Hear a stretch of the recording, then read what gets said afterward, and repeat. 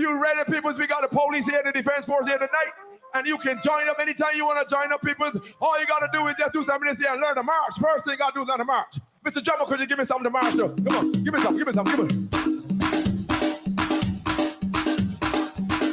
Everybody do this. Come on, come on, come on. Woo! Who we talking about, people? The man that give you a hit. Hit it. Yeah. West Indian politician. Miss Barbados. Coming at you with a monster hit. Oops. Give it up all the mighty, Gabby. Woo!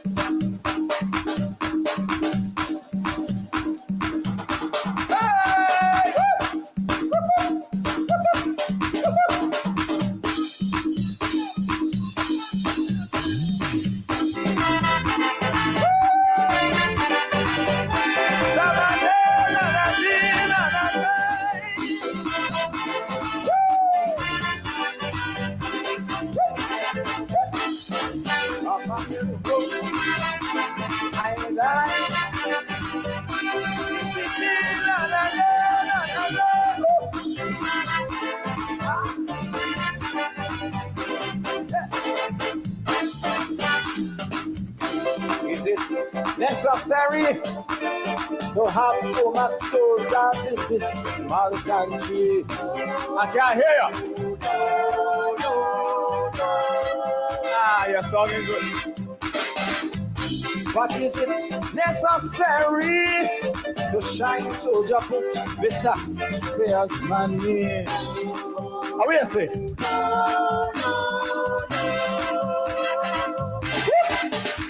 Well done, tell me, tell God, he put them in secrecy.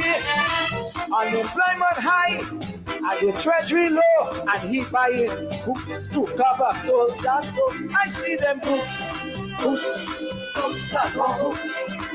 On the feet of young, with a happy recruits, I see them books and more books. They marching, threatening army troops. Well, come and say, that's what that do. You got to see what me and you, and most of all the children. Stop them soldiers from marching. You see them in the left, right. The government goes, the government goes. Left, right. The government goes, the government goes. Left, right. The government goes, the government goes. Left, right. The government goes, the government goes.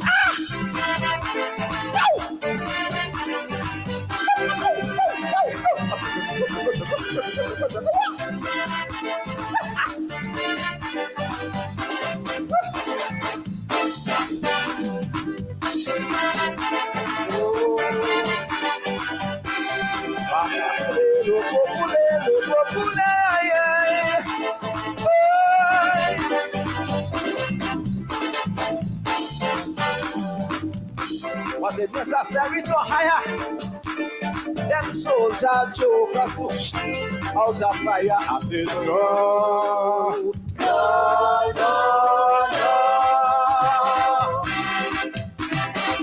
And was it right to give them weapons?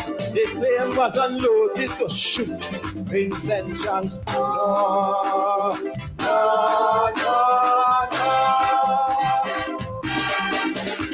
Well, don't tell me, tell government, he sent them to fancy land, and in their hand, making a stand to quell a non-existent rebellion. We on them books and more books.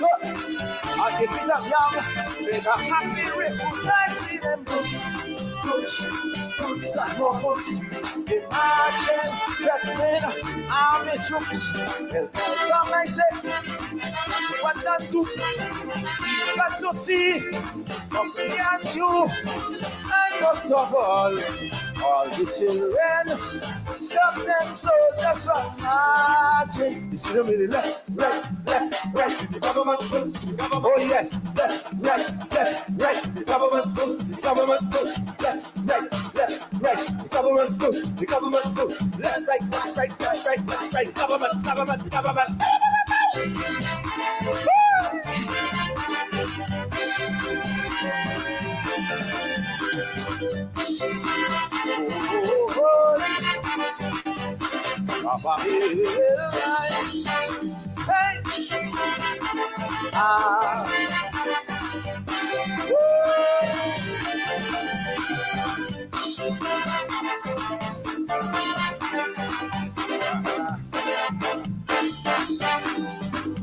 Now we are voting to remain passive while that soldier army growing so massive. I say, no.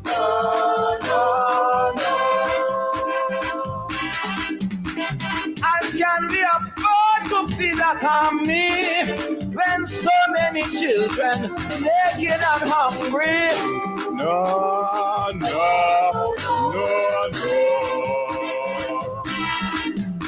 Well, don't tell me, my strong he giving them 4 square meals. Some of them so fat, they for hardly run, and they shooting bullseye with automatic, and bit on them. And you think of them, we got happy recruits, I see them boots. They marching, threatening army troops. Every time I say, that's what I do.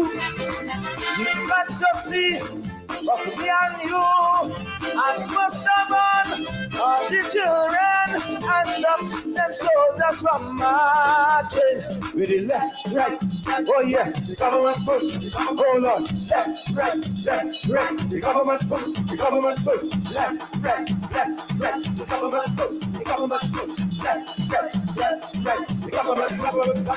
Ow! Thank you. Happy crop over.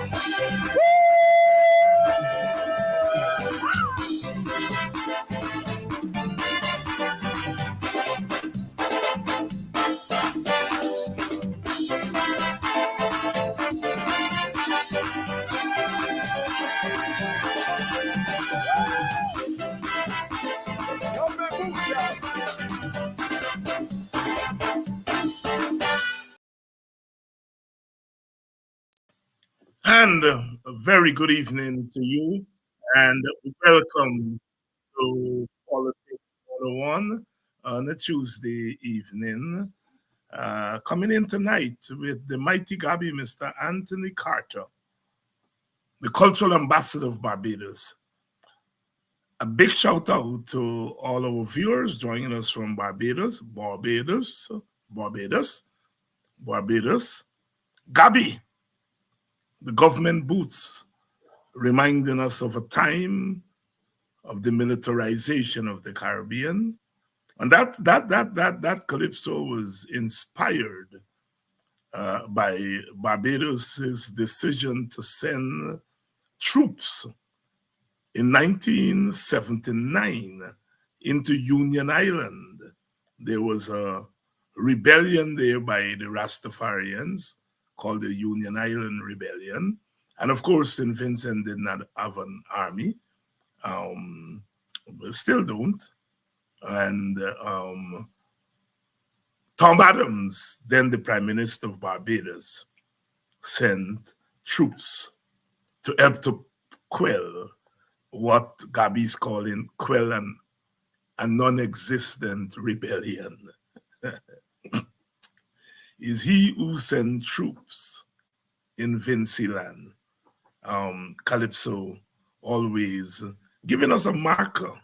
1979, the Union Island Rebellion in the Grenadines. Boots, and that Calypso has withstood the test of time. And that's when you know a good work of art. It's not something you sing today and you're done with it tomorrow. It has withstood the test of time. Over 40 years. Boots and more boots Welcome to all of you. Those of you joining us from Toronto, welcome, welcome, welcome. Those of you in Guyana, welcome, welcome. Hello to those of you in Linden. Good evening to all my friends on the East Bank of Demerara. My very special friend, Mr. Vibert White. Welcome, welcome to all of you. Tonight we're going to be joined by Mr. GHK Lall. Needs no introduction to you. He's a part owner of this program. And we are going to be talking about the topical issues. Thanks to all of you who reached out to me after last night's program. Of course, we tried to put in context what happened to the experience of Mr. Thom, who's back on the job, and we had to put it in context, you know, and we're going to be talking about that tonight with GHK. As I said last night, look, if somebody, those people had gone in there and Mr. Thom tell you they can't park, and they tell you about the black so-and-so, that's bad enough. But I think Mr. Thom would not have resigned because somebody tell you about the black so-and-so. We black people tell me every day about we black so-and-so. We got immune to that. So that's not the issue. And that's not racism. That's part of racism. It's prejudice, racial prejudice. But the story is when the body call somebody in government introducing the element of power. And from all indication, the minister representing the pinnacle of power in Guyana, in a sense, endorse the black so-and-so, what those two people tell Mr. Thom. That's why he resigned. And that's the racism. As I explained last night, difference is a good thing. But when you give difference meaning, you're moving from difference to prejudice. This skin color is different from a brown skin color or white skin color. And nothing is wrong with difference. But when you give this skin color a meaning, in the process, you're giving white skin color meaning and brown skin color meaning and red skin color meaning. You move into prejudice. And when you endorse that prejudice with power, that is what we are talking about in Guyana. Eh? The endorsement of racial prejudice with power. That's when you get to racism. As I always say on this program, I don't know if Mr. Jack Dew is a racist. I don't know. I don't know if Mr. Irfan Ali is a racist. I don't know. I don't know if the little boy,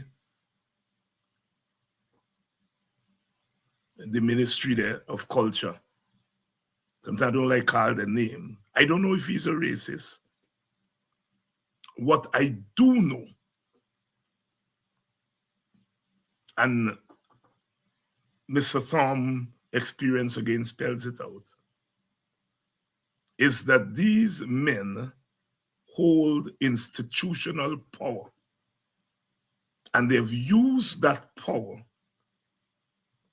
to discriminate against people of races other than their own race. And some of you will tell me, well, Jack Dio Carl and Mr. Thom and tell Mr. Thom, that's not who we are. The Jack Dio report the minister to the ERC? If that's not who they are, and the minister behaving that way, then the minister's misrepresenting who they are. Some people will say, well, knock off the minister. I really don't go there because, politicians, the behind got to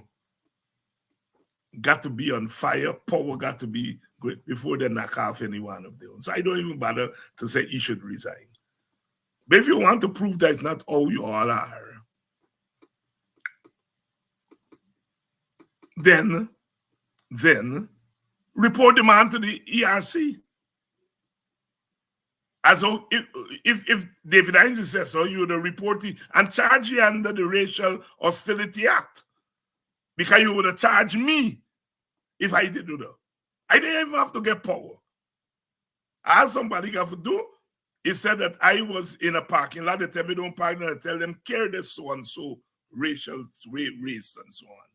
That was enough to get me charged under the Cybercrime Act, the Racial Hostility Act, and they will report me to the RC. Report a little by Jack Dio. The fact that you didn't do that means that you have endorsed what he did. Make the story clear.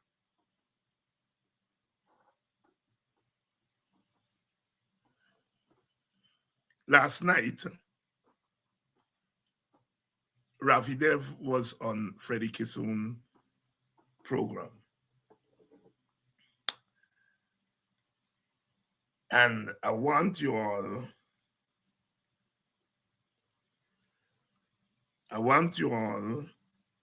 to hear what was the title of the program.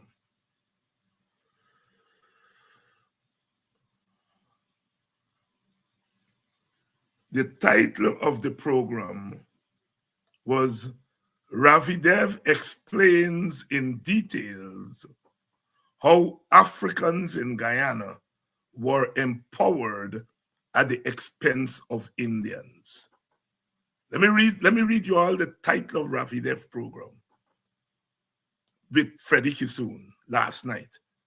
Ravi Dev explains in details how Africans in Guyana were empowered at the expense of Indians. That's not a joke. That was the title of the program. And Ravi Dev proceeded to explain how Burnham take away things from Indians and give it to Black people. But he ain't stopped there. He said, even after the taking away, Black man still there behind Indians. So all the things that Burnham give them, what they do with it, according to Ravi Dev, Black man don't look beyond the horizon. They live for today. So what Burnham give them, they smoke out, drink out, or whatever they do with it. Whereas the Indian who thing get take away, the wealth that Indian got today is because they look beyond the horizon.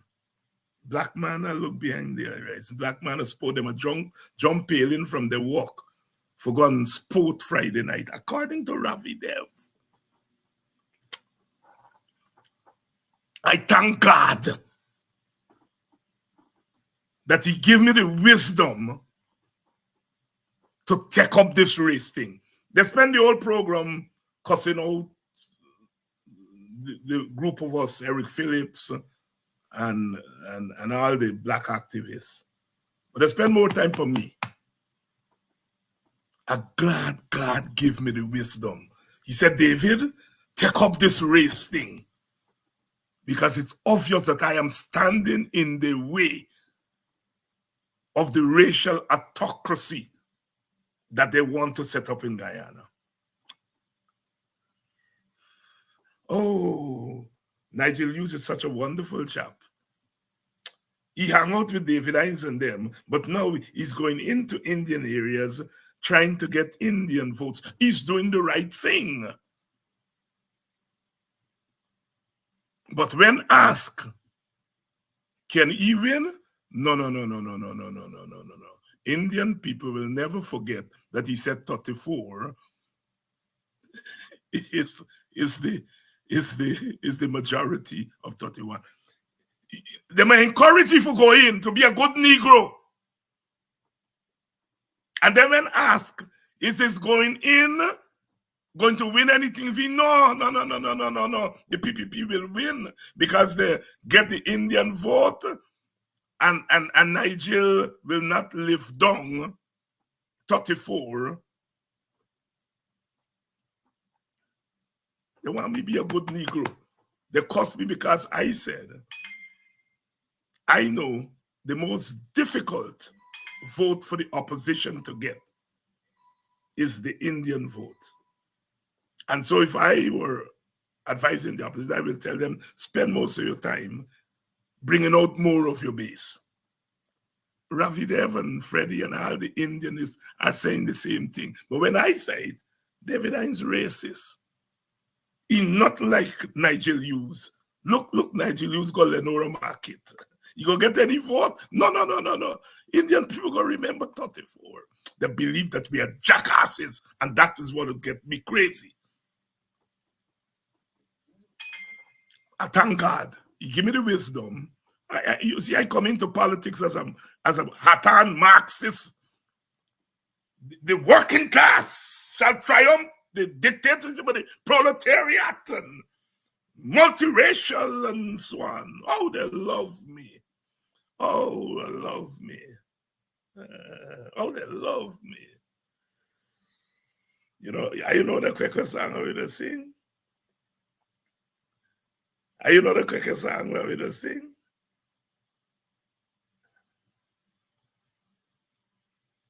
Woman a heavy load. Oh, when the money there. Oh, how they hug you so. Oh, how they love you so. Oh, look how you're nice so. But when the money done, Guanyo, anti-man, Ganyo, Beze man. Well, so, they love me when I'm a Marxist. But when they want to set up what they want to set up in Guyana, and I stand there as a barricade against it, oh, Jesus Christ, me the racist. I do not believe that African people are better than Indian people. I don't believe Indian people are better than black people. It would never enter my thought. That's not me upbringing.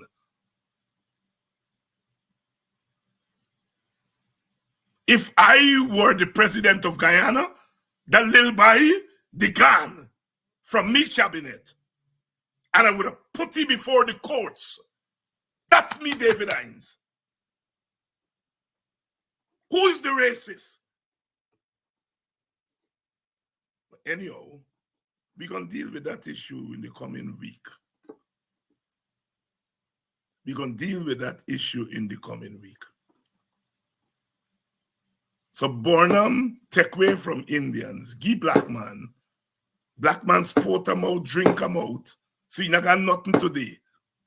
So when David Hines and them say black man again nothing today, they're wrong, they're racist. Black man again nothing today because he sport them out and drink them out. After emancipation, black man take his money and buy land.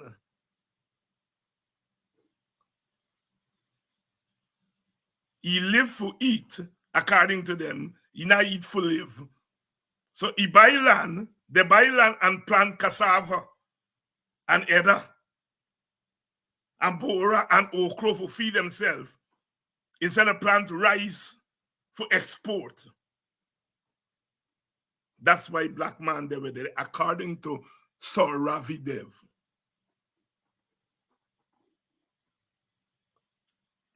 You see, when the Nazis were setting up what they set up in Germany, they had the great intellectuals who justified what they were doing. Hitler didn't do what he do without the intellectual minds justifying what he's doing. When they set up apartheid in South Africa, they had the best white minds justify what they're doing. And what Ravi Dev and them are doing is they're justifying what the PPP is doing by saying, "Were you worrying about black people? Just go in the place there and give them $40,000 because the stupidity that they live for eat, they don't eat for live. And every time you give them a $40,000, they might light up and they might take them. And you go get them, they go vote for you. They are justifying that. And they're calling it crossover vote. But it comes from a view of black people that they're not full human beings in the sense that they don't act like normal human beings. Slavery mess up their mind. So they're stupid. And when David Hines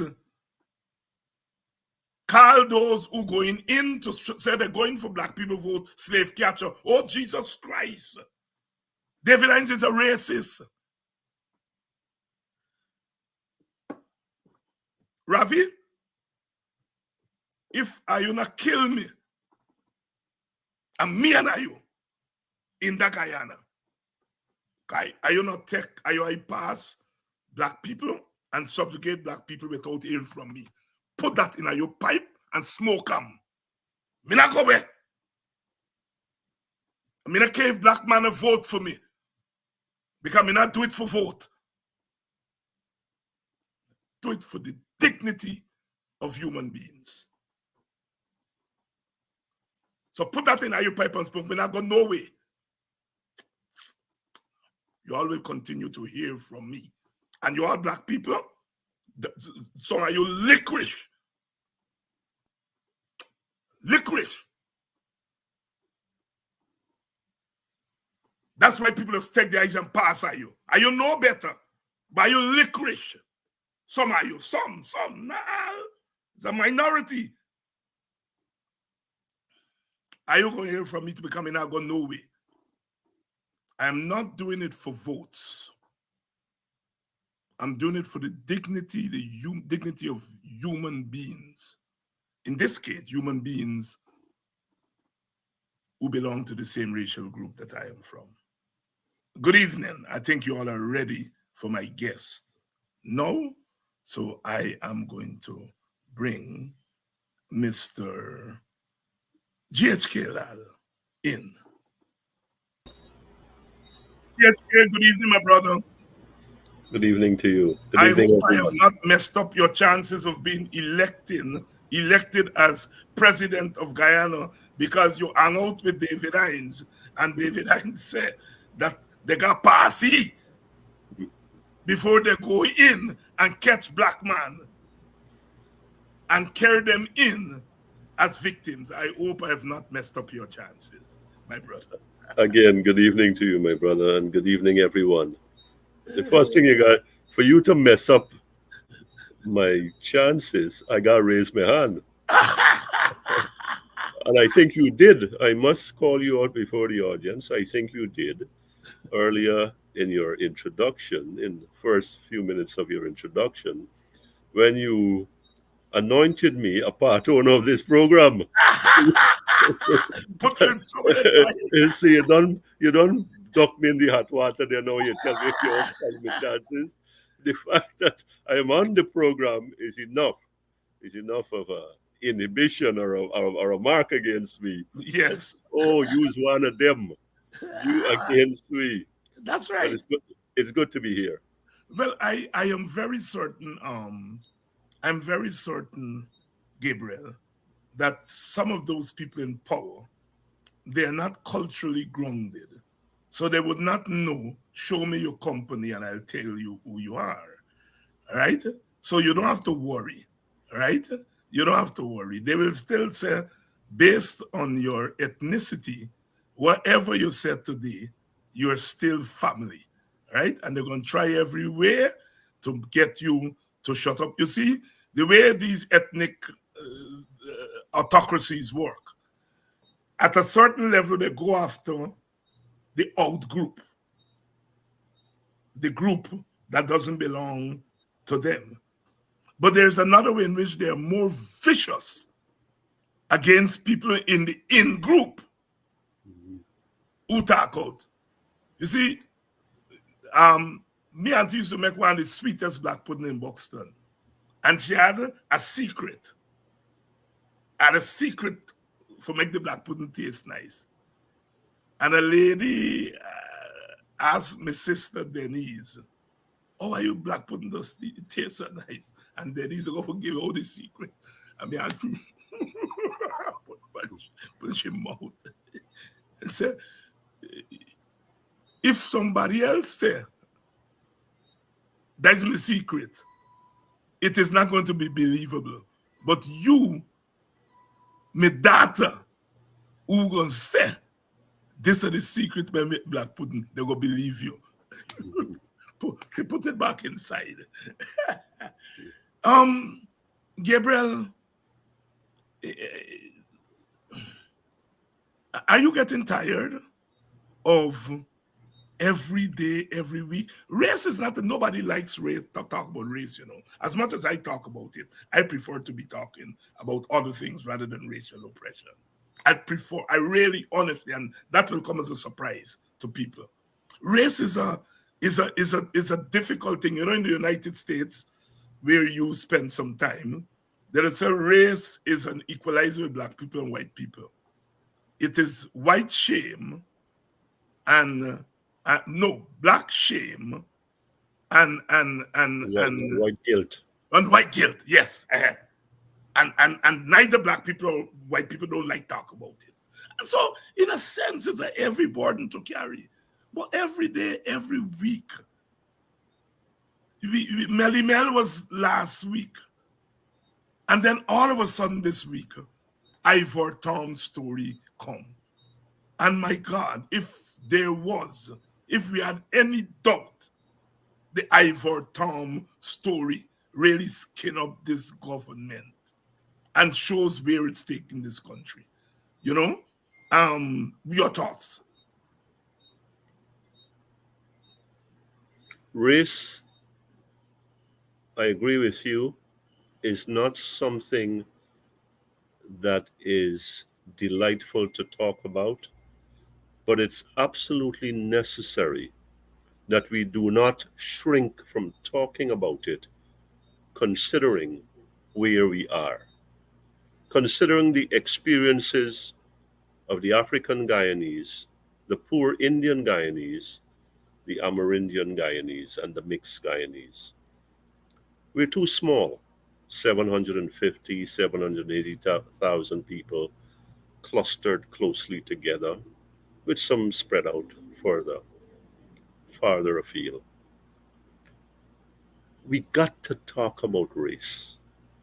We have to sit down as a family and face each other, look each other in the eye, and say, man, how we the going about this thing? We ain't going about it right. We going about it wrong. And we have to have the honesty in our soul to face where we are going wrong and to try to see how we can make it right. How we can make a start to doing right. You know, look, some of these things are not cliches. We are not taking that genuine first step to address the racial monster that hangs over our head. The racial beast that beats in our bosom. We are not taking a genuine first step. We talk about one Guyana coming from the heights of the presidency. And I've always said, one of who? One of whom? And here it is, Mr. Thom is being told, you is not the image. So what is this one image? It might be people who look like me. But then again, I gonna be, remember the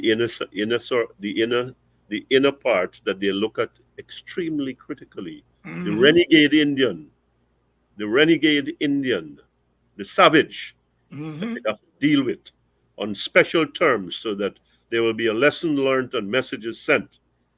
So we come to these things are poignant and they're hurtful. That we've got to spend week after week. And I know you've asked me to come some more time on this program, and I regret that. And I regret that I can't, and I regret that I can't do the same thing with others. But the little time that we have together, we must be honest enough with ourselves and our listeners, our viewership, to say we can't turn our faces away and pretend. We cannot avert the gaze, to use that word from Jim Crow time and before. We cannot avert the gaze and pretend that we do not have a racial problem in this country. We don't want that bliss. We do not, we should never want that ignorance, because then we will never progress and we'll always be where we are, at the mercy of the autocrats. At the mercy of the autocrats. And, I look at Melissa Atwell. Well, I read. I know who she is. As you know, I'm not on social media. I'm not on Facebook. So if you were to send me something, I can't open it. And Mr. Thom, a renowned sculptor. And if this can happen to him in his own domain in such scurrilous, derogatory terms, then what about the ordinary black man, the ordinary indigenous man, the ordinary Indian man? What kind of slurs would they be subject to, especially since it might be surmised that them in count for nothing? Somebody had to know Mr. Burroughs. They might know who he was as principal and administrator. They had to say, I think he represents something around it. So let me tread little gingerly. But instead, no, no, no, no, no, no. So who you want me to talk about first? Atwell, Melly Mel, or Tom, or whatever? Thumb. Tom. Okay, as we are there. As we're there, yes. I let's take the sequence. Yes. The man carry out the garbage. I happen to know around there, but his face looks familiar to me. Let me say that. Mm-hmm. But I don't think we have met. The name is familiar, and I don't forget names. So I'm thinking if I will tell you where you heard the name from. tell me. He's the person that did this, the monument to the seawall, the 1823 Yes. monument. Mm-hmm. Yes. Yes. And he was caught up in the middle when some of us were saying we want the black organization said we want it at parade ground. Uh-huh. And the government said no, we ain't putting it there, we put it in the seawall. And we were trying to get Mr. Thom to take a stand. Mm-hmm. And he said clearly, I'm an artist. I'm not a politician. Mm-hmm. I am doing the monument. That is not my decision. Wait, go. Mm-hmm. I'm saying that to justify your point. Yes. This is not a black rabble rouser. Mm-hmm. This is not a black man who in the government face and saying you're racist every day. Far from that. Mm-hmm. And if he, as you're saying, can be the victim of that, then there must be 1,000 other people on that day who were victims of that same kind of thing, but who didn't have the stature to be heard. To be heard. Yeah. Continue. So, yes. The man defined himself. I'm an artist, first and foremost and only. And it is ironic that something like this could happen to him in his own space, his own backyard or front yard, whichever one you want. So he goes out, he takes this garbage, and he can't move his vehicle. He can't, and so he blows his horn or he protests, and the rest follow, as you must have discussed last night and we've read in the papers. And you're black so and so, and I don't know if there are expletives and so on. But how does it come to that? How does it come to that?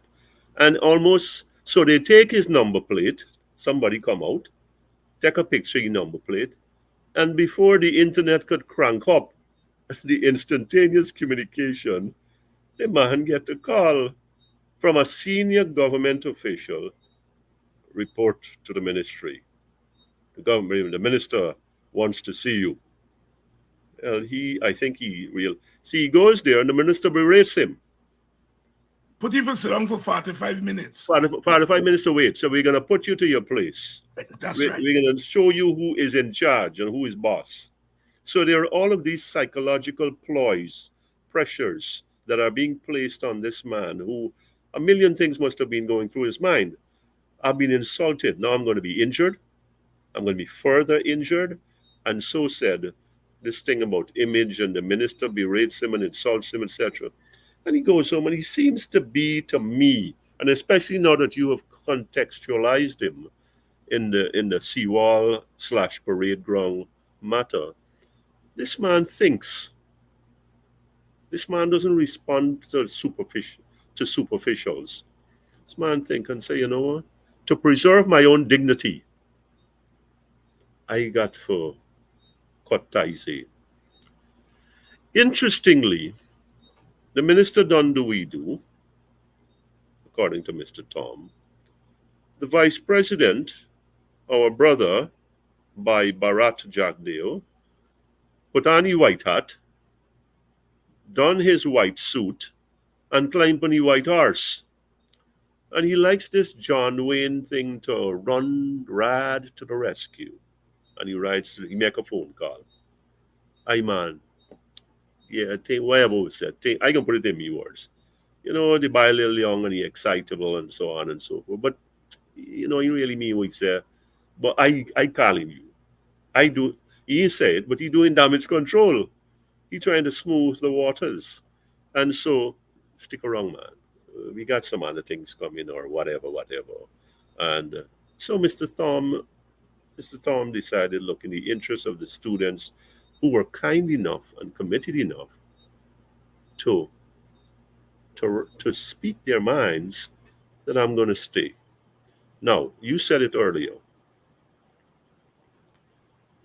We have to allow Mr. Thom that space to make his own decisions. This man operates independently. He didn't call the PNC and say, should I resign? Right. When he go with the what do you call it, the monument, he didn't listen to Yall, when I say Yall, you know, the opposition, and say, well, you know, as a black man and in the interest of solidarity, I think I'm going this way. He said, listen, this is me role, and that is the extent of my presence and my contribution. And you got to respect a man for that. Yes. So similarly, let us not read too much that he should have that about his willingness to be reinstated. Good. Here is where I have some hang-ups. The government further insults this man and the intelligence of every Guyanese, black, Indian, Amerindian, mixed, wherever, Chinese, white, by saying, and let us assure you that this abuser, allegedly, was not in any way, shape, or form related to the PPP government. No. Is a PNC man do that? Is a AFC man do that to Mr. Thom?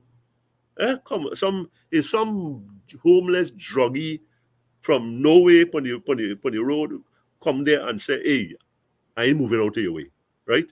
You're so and whatever else. No. If by process of elimination is not a PNC man, I am going to say that, or an AFC man, and a man or woman who got the clout, for this matter, forgot the director of culture and the minister of culture almost instantaneously. What kind of man is that, buddy? Dr. Hines? That is not no ordinary man. If, like you say, you can't pick up no phone and get somebody from the culture ministry. You can't get a clerk for say, hey man, something happened to me here and it really shouldn't have happened to a dog, right? But somebody take this man license plate, scan them to the thing, and in a minute or two or whatever, they come out and say, hey, report to the ministry. And then you're going to turn around and tell me and drop some patter urine on me by telling me that this man is related to the PPP in any way. Eh? Who could get the kind of clout? Now better you they shut your mouth, man. Now better you they shut your mouth and let this thing go along its way and let Brother Jack, they'll handle this thing he way. Now, one more thing I want to say. The minister, the youthful swagger. I ain't excusing what you do. Youthful arrogance, but there should be a price to that. If he doesn't have the self-respect and the honor to realize he has overstepped egregiously, and to resign, fall on his sword, as we used to say, then somebody needs to tell him, you see the door there? Don't make it knock you in the behind when you're going out, right? And that's the end of the matter. Now, you brought in this thing, these elements which I didn't think about a report to the Ethnic Relations Commission. I want to bring my own thing to it and say, well, Dr. Jagdeo, now that you've gone to this extent to reach out to Mr. Thom, how about having the minister, the Honorable Minister of Youth, Sports and Culture, or whatever order that is, to make a public apology to Mr. Thom? How about that? As to show that you are genuinely contrite of heart, in terms of the excesses that you delivered in his direction and to his face. I think that would have been, a nice thing, a nice little ribbon on what went on. Look, none of we like to take bread out of a man's mouth, and not that his man is going to share the bread, right? But to make this thing believable and to set a bar Yes. on the other closet racists, the racist wannabe racists, the racists in waiting for their opportunity. So listen, we're going to make an example of you, boy, and you're going to go out there and you're going to apologize to this man publicly. I think that would have been a nice finishing touch.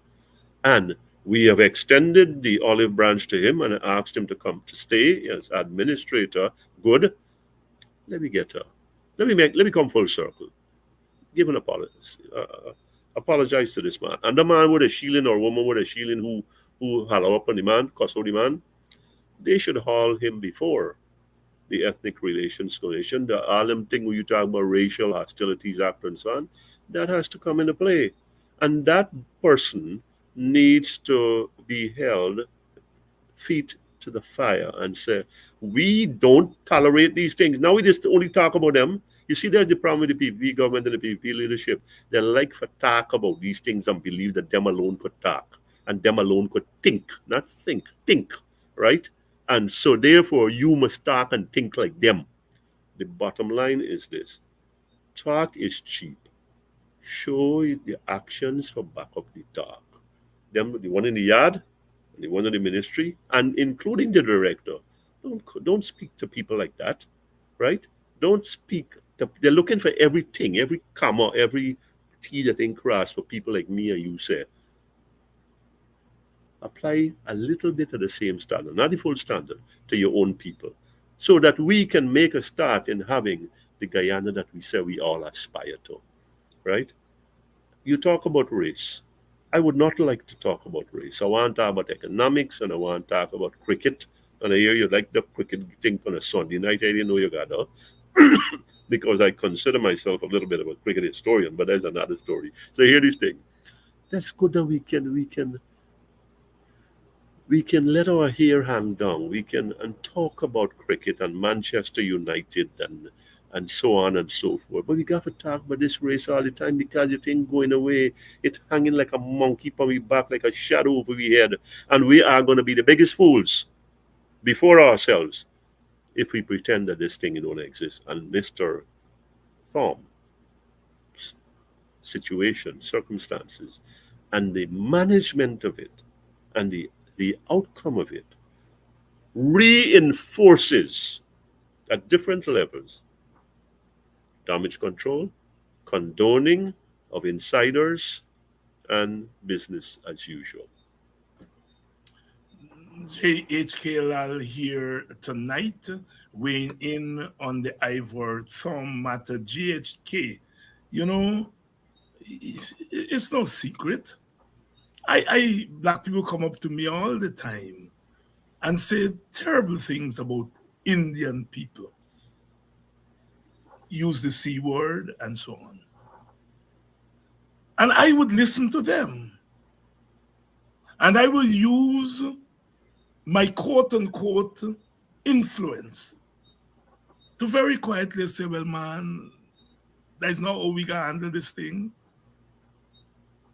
That's not how we can handle this thing. In many regards, those of us, what they call black leaders, we have to out fires every single day because we are dealing with a group of people who feel that they're under attack. And obviously, when you feel you're under attack, you look across to your neighbor and you feel that if you blame the government, you're going to get into trouble. So it's easy to say, it's them Indian people. And we leaders have to every day say to them, no, no, no, no, no, no, no. And that is one of the problems I have with the Indian leadership in the PPP and outside of the PPP. They pretend as though we are the problem.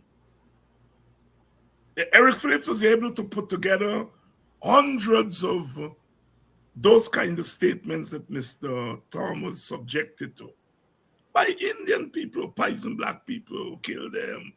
Eric Phillips would put them together and send them to the ERC, send them to the government. They haven't responded.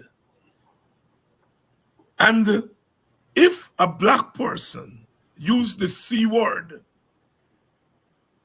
as Rhonda Lane did, the hanger high, the different standards that we have in the country, that is what apartheid is.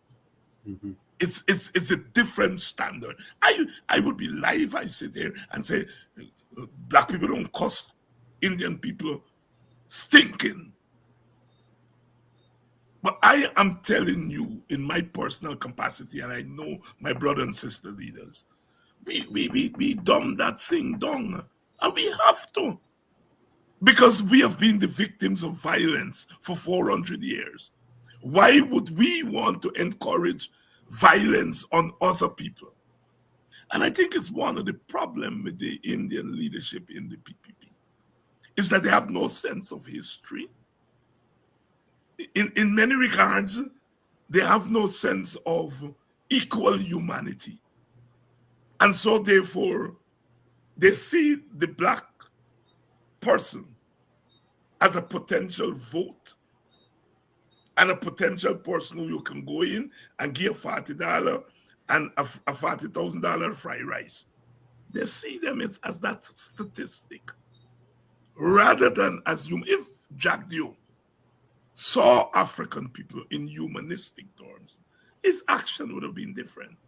If the young minister saw African people, I am not excusing the two people in the schoolyard who cussed Mr. Tom, I'm not.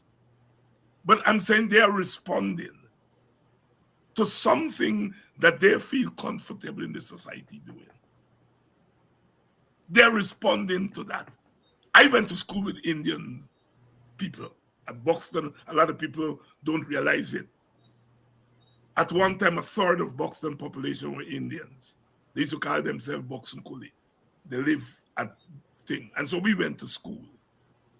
And you wouldn't find an Indian cussing out black people like that.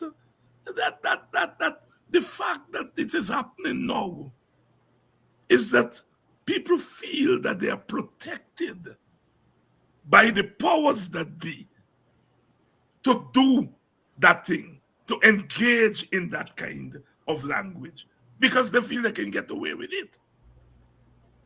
And I think that is the problem we face.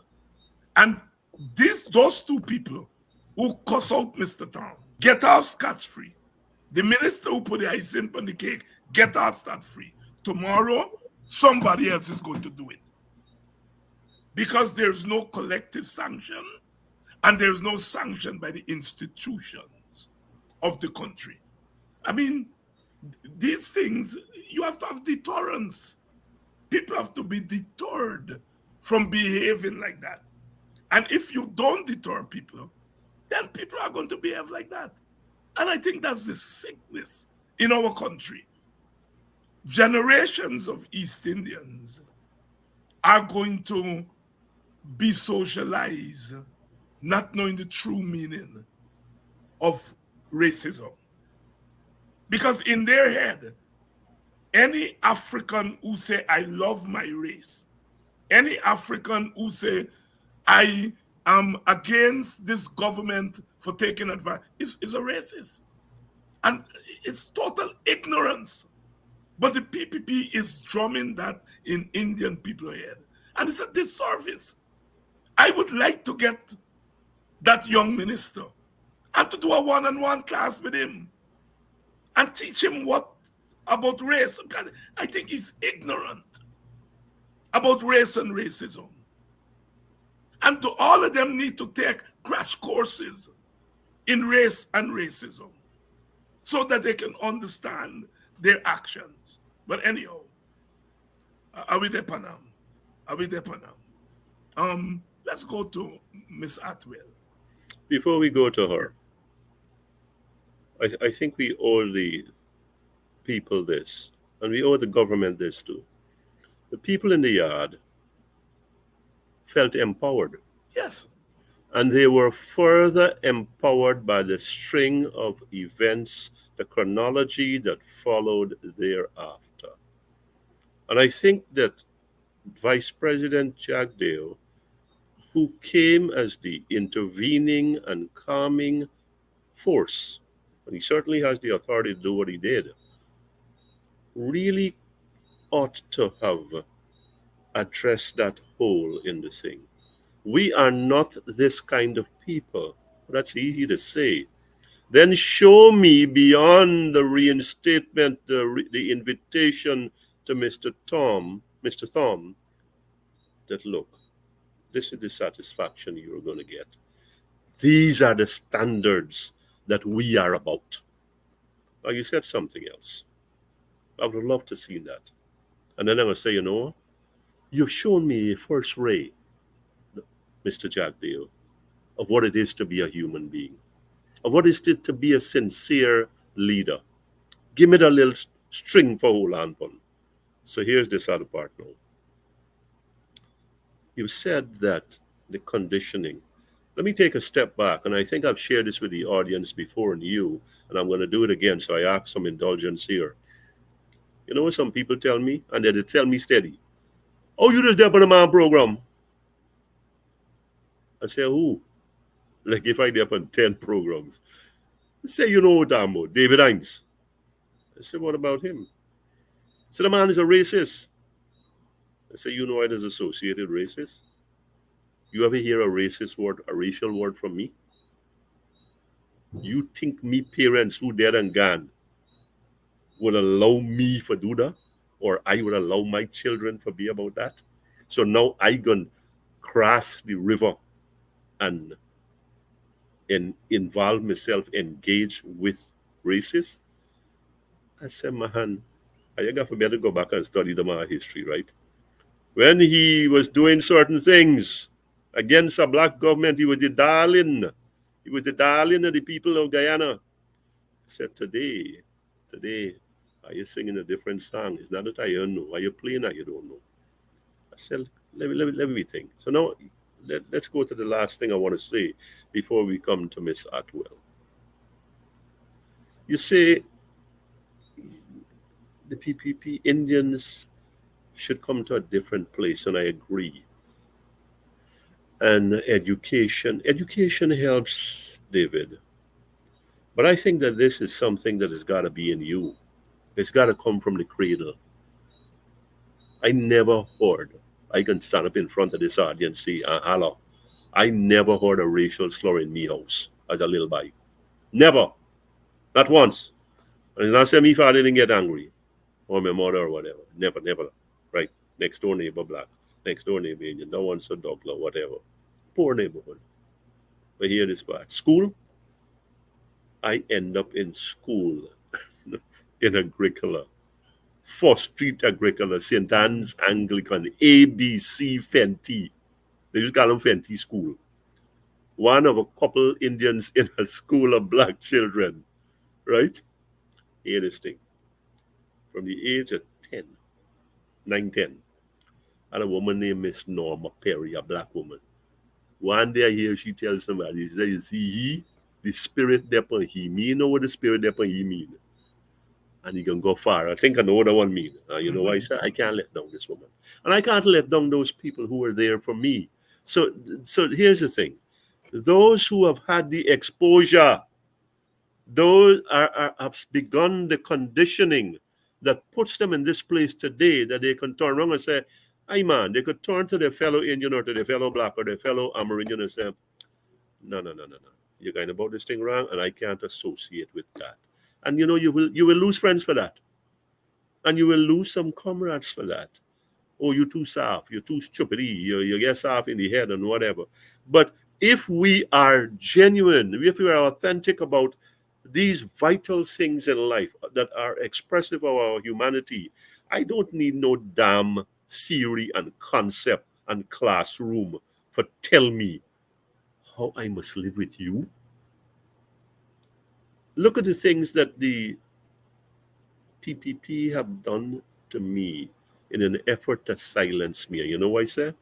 I cannot hate the people responsible for this. I could hate what they do because my belief system, and me no damn saint. Let me get it straight. Let me put that straight before everybody. I'm a little wicked man too, right? I like me fun.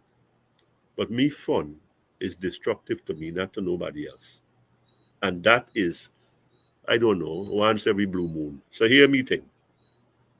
Aside from that confession, you got forgot these innate qualities in you that tell you that we are living in a polarized society. We're living in a plural society. And therefore, it is incumbent upon me to be a leader in what must not be and to be a leader in what must be in this race question, in this racial behavior attitude, this racial behavioral and this racial environment, this racial atmosphere.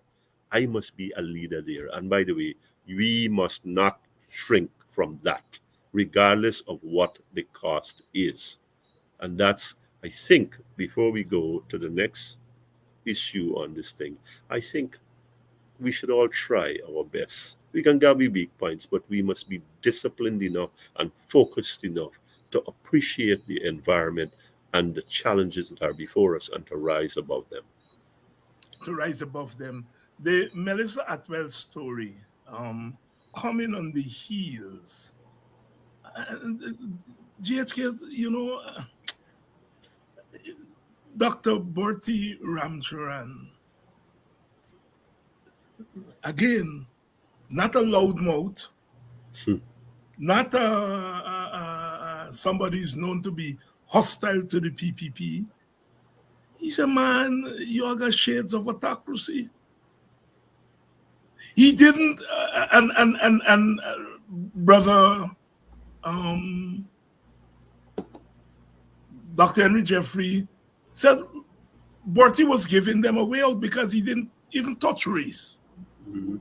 He talked about autocracy in its classical sense, its non-racial sense. Mm-hmm. Bharti knows about race problem in Guyana, but he's not that type. Mm-hmm. He's not that type. He's not going to go to race. Mm-hmm. But all people say read between the lines. And he's a man, shades of autocracy. They cuss you out. He this, he that. And then 1 week later, you send the police upon two big women because the data does criticize you and talk out your secret. Well, she obviously does get it from inside there. Mm. You can't get a she because she in the white man country. So you send police punch your mother and your grandmother. And the instructions evidently is to plant weed punch it. Not to plant gun, not to plant a gun punch it. Not to plant cocaine, to plant weed.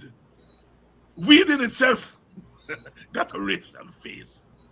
And it just showed you the cynicism, the don't careness of this government. Just last week, an international scholar tell you shades of autocracy. Oh God, when you're giving the instruction for send them police, you will say, oh Jesus Christ. Borty just said, we is a autocracy. Oh God, we can't do it this way. No, Mr. Commissioner. Pull back. We can't do this.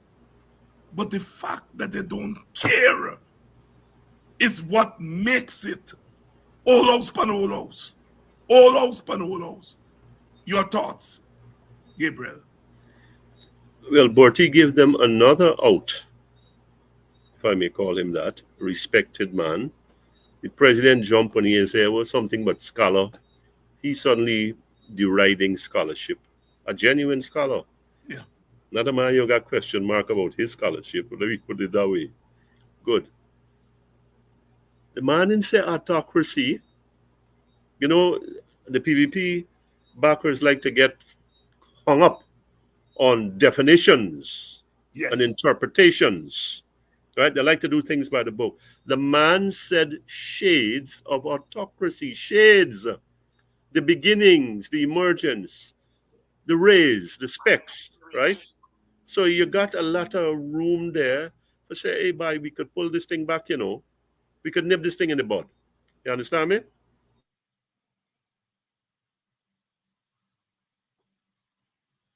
Like I said, I've heard the name. Yes. I've heard the name. Now, she there far away. But what you had was a naked expression that we got the power and we could deal with you. Now, here's the thing that where the government went that is alarming.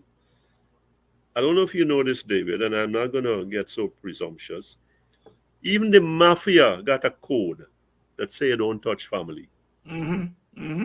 Yeah. Even the sinister and criminal, uber criminal mafia, Cosa Nostra, call them what you want.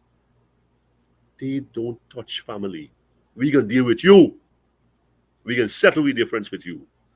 So, but we can't get to Melissa Atwell. So, we can deal with your grandmother and your mother. And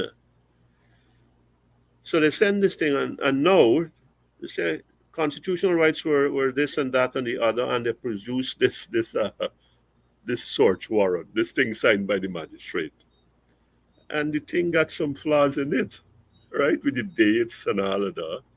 But here's this. I wrote in Demerara ways. I said the car got's good. Well, I didn't even look at the date. The car got's there. But what does that say? What's the basis? Who called who? What intelligence this thing was based on? Human intelligence, electronic intelligence, a combination of the two, US intelligence. And what we talking about? Weed? We talking about cocaine here. You got 4 tons of cocaine down there. And other than for the US helping you with it down, none of you would ever hear about that. Right? So here's the story. Miss Atwell, you ponging our asses from over where they're in Brooklyn or New York or wherever, we gonna go in Eccles because we know where your Achilles heel there. And we gonna deal with you. And we are gonna send a message to people like you that our power is not limited. And the power that we got, we are not inhibited. We will not restrain ourselves from using it against people like you, whoever you are. So, no, I got to disagree with Brother Bertie here. That ain't sound like shades of autocracy to me. That sound like full out autocracy. You know, with a little modification here and there that, hey, listen, we can do. We got everything in we hand. And we could commandeer the police and the courts and line them up and victimize you and criminalize you. And if we can't criminalize you, we are going to criminalize your people. No, it raises the specter of something else, Dr. David, that is frightening. The plant. Plant. The plant. Let me shift a little bit from Miss Atwell's grandmother and mother and Eccles. Who else they want silence? Well, we know some candidates, right? Two of them they here, and they got others. What lengths will the government not go to put something on in your car, to drop something in your garbage bin, to get somebody for say, well, you know, David Hines was inciting racial something some way. You know, GHK Lall did saying something about who thief money, and he was pretty adamant about it. And I don't know where the man get, but you see what I'm saying? The government got a lot of power, it got a lot of money, it got a lot of willing soldiers, foot soldiers, and intellectual authors and executioners. So where else will it not go to extrapolate, to deduce from the Melissa Atwell grandmother and mother development? Now, with that in mind, I ask the audience to think about the reach of an autocratic government, whether it's absolute or modified for the time being. The reach and the willingness of this autocratic PPP government to get even with those who do not buy into its script, with those who exposes its underbelly, with those who lay bare its skullduggeries, with those who speak out against its leadership rot. Here, them things ain't easy for people to take, especially when they know that they don't have any credible defense. So what they do, they lash out and they decide we are going to tear you down, however and with whatever it takes. And that is autocracy in action. And sorry, Dr. Borty, don't tell me about shades. You got the theory of autocracy, you got the reality of autocracy, and them are we who they hey know but it. Ask them two lady in Eccles, ask me, and ask some other guy in these. GHK Lall. Kramchan Sital. We don't engage in that kind of language that you are engaging in the comment section, and I have blocked you. We don't engage in that kind of language here. Those kinds of comments. Take it somewhere else, not here. And so I've blocked you, and I am going to seek a permanent ban of you from this program. Gloria Pod, I mistakenly block you. The cursor slipped down. My apologies. I will reinstate you. I mistakenly block you. Gabriel, constitutional reform. Rafram Quran said it's not going to happen before elections. We should deal with the powers of the president and deal with governance issues, and don't bother with all that long story about constitutional reform. Where do you stand in that? But you know, when we talk about constitution and we talk about reform in this country, and we put those two words together, constitutional reform, I think we got an oxymoron. I think we got a contradiction in terms down there, right? Because I hear Mr. Ramkaran, respected former Speaker of the House and political presence in this country, a man I met once for about 10 minutes. And presidential powers, governance inclusive, and so on. I think those are priority issues. But here's this. April the 3rd, the Constitutional Reform Commission was sworn in. And from the time I looked at it and I wrote about it, I said this deck stuck. The deck stuck. You got 20 members, and when you look there at the government numerical edge, it started out slightly, it looked like 5-4 and that ever.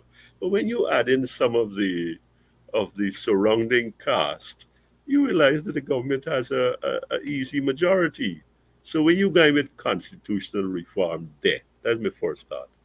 The second thought on that constitutional reform body, you got people who should be behind bars. How the hell you can tell me about make this is not cynicism anymore. This is pragmatism, brother. You talking about constitutional reform.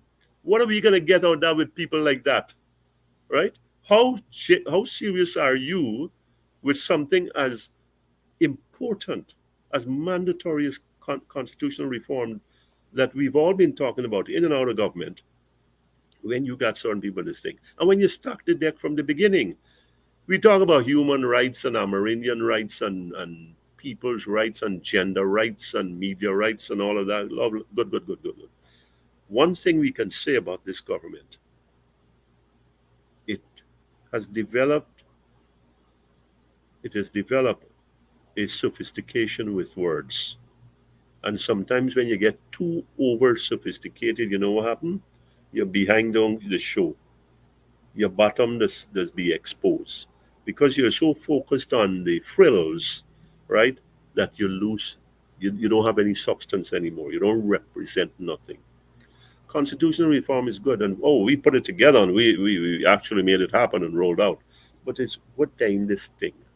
I am hearing Ralph Ramkaran, I heard Desmond Thomas, I heard Mr. Sherwood Lowe. I think they all mean well. I think they all have. My thing is like, listen, we got this oil patrimony, David. People sit down and watching who get in, the haves, the super haves, and the super have nots. And that thing can't continue for long. That is a catalyst for problems. So unless we start talking about sharing the wealth, about inclusivity, about respect, Mr. Thom, Miss Atwell's people, unless we start talking about respect and to cultivate reciprocal respect in terms of race, in terms of participation in the national patrimony, constitutional reform is dead. We are going to have, when we start talking about reform, we've got to have some form of different governance structure in this country. And in so far as that, I am with Mr. Ramkaran 100%.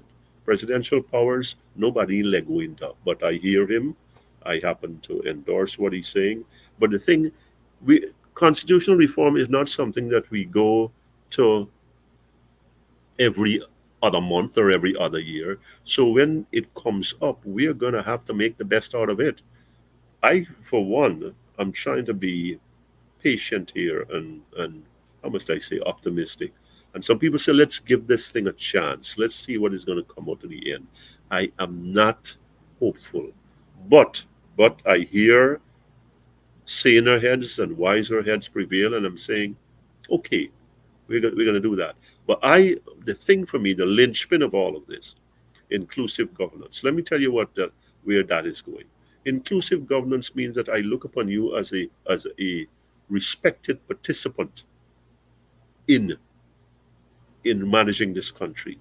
And if I'm looking that you have a seat at the table, and if you are a respected participant and you have a place at the table, then that cascades down from that level into the parking yard, into the marketplace, into the village place. It's not going to happen overnight and automatically, but there is going to be that change because it's a follow the leader thing, right?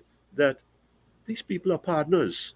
We are partners. You are and I am. And therefore we belong. And so I think, therefore, that inclusive governance is that imperative plank that needs to be pursued first and foremost and above all other things. That's the gist of, I think, from there, constitutional reform flows. And the other aspect of it that are so stagnated and so constipated will get some sort of relief and release to move to the other areas that are like we get shut up, we can't move. You understand me? So if we could talk about inclusive governance and it's really meaningful, it's deep, and it gives us something more to go on than the other areas where we are stonewalled or we stonewall ourselves. We we are gonna make some strides in those. So I think that's where it starts. The presidential powers, yes, but if you don't have that inclusive governance, that thing, where at this time in our economy, in this time of our existence, in this time of our history, that we don't bring about that. We don't work for that. We don't sacrifice for that. We don't nurture that. I think that we constitutional reform is a moot issue. Smooth issue. GHK Lall here tonight. A mouthful as usual and very insightful. GHK, as we wind down, your closing thoughts. This country is in a hard place. Mhm. I don't want to say it's in a bad place. It's in a hard place. But we have it within us if we are serious, and if we are seriously committed, my brother, to bring about some of the changes, to make a start, to try to have a different Guyana. Oil has changed everything because there's so much money in it. Money that bauxite and sugar and gold doesn't come near to. There's so much money in it, and we have so much of it. I'm looking at the developments in Lebanon and Iran on one side, and the US on one, and the Chinese and the Russians are kind of floating around there. And I'm saying, if this thing really flares into a regional conflict, what happens with the global economy and what happens to oil prices? And of course, we are an oil producing nation now, and all those calculations and scenarios that we've done are right. And our economy is so driven by oil related underpinnings. Now, elections are, what is it, 12 months, 9 to 14 months away, whenever it is. I think we look at the Thom story, Mr. Thom and Miss Atwell's family story. How do the people who are feeling the brunt of government's wrath, of government's intrusion,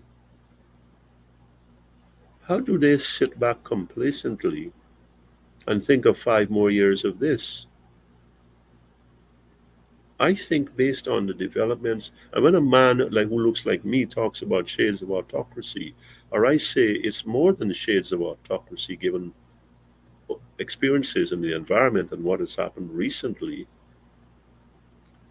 then we better come to our senses and say, look, we are going down the wrong road, and we need to retrieve ourselves before it's too late. What I'd like to share with our listeners, our viewership, is that each one of us have a role to play. You, Brother David, myself, and we have to be responsible because we have a country in our hands. We speak for a lot of people.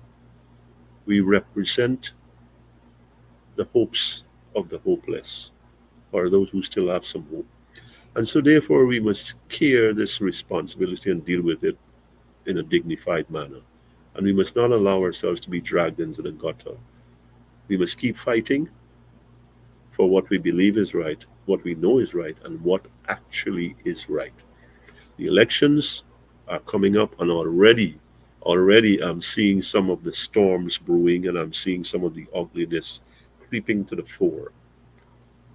I think we're in for a torrid that time, and I think we need to be at our tightest discipline to manage ourselves so that if inclusive governance does not come out of constitutional reform, then it's got to come out of our elections conditions. And with that, I'm done for tonight. GHK Lall, thank you so much. What a way to end tonight's program. And as usual, it's always my pleasure to have you on this program and to share your insights. I'll see you in a couple of weeks. Thank you, and God bless everyone. Goodbye. GHK Lall there, as usual, saying it as he sees it. I'll be back tomorrow night for another edition of Politics 101. Stay well. I know those of you in Guyana, the CPL is on tomorrow night. I hope we continue the winning streak. Those of you who are going to head up there in the East Bank, be careful.